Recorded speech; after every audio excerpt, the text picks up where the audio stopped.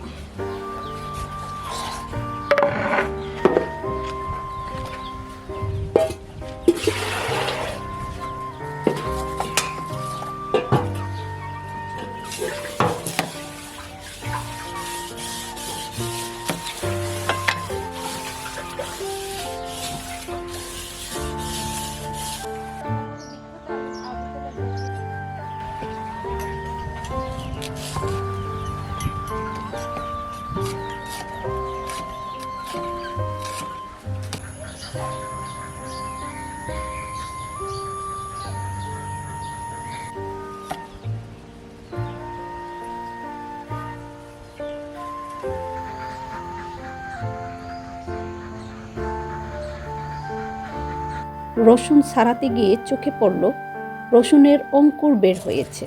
প্রকৃতি নিজেই জানিয়ে দেয় কখন নতুন জীবন শুরু হবে। এই অঙ্কুরোদ্গম হওয়া রসুনগুলো ফেলে না দিয়ে আমি নতুন করে লাগানোর জন্য রেখে দিলাম, কারণ প্রতিটা অঙ্কুরের মধ্যেই রয়েছে একটা সম্ভাবনা।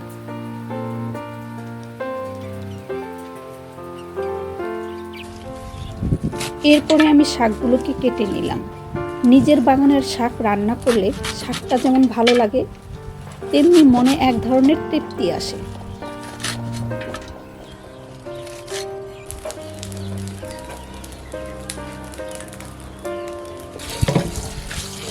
আমাদের এদিকে বালির পরিমাণটা বেশি, তাই শাকসবজি তুললে অনেক বেশি করে ধুয়ে নিতে হয়, বেশি পানি দিয়ে।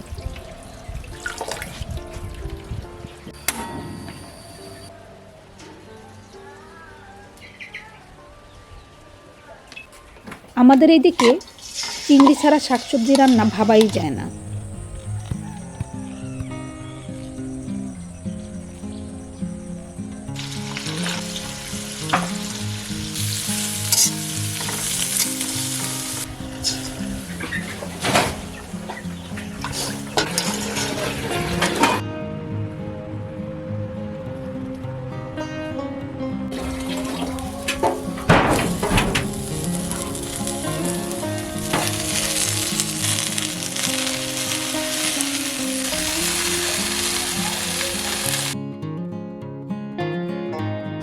শাক সিদ্ধ হওয়ার জন্য ঢেকে দিলাম।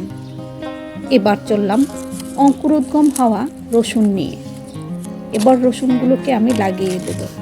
আজ লাগানো এই রসুনগুলোই কিছুদিন পরে আমাদের খাবারের অংশ হবে। কিচেন গার্ডেনিং আমার কাছে শুধু কাজ নয়, এটা একটা ভালোবাসা। ধৈর্য, যত্ন আর সময় দিলে প্রকৃতি সব কিছু সুন্দর একটা ফল দেয়।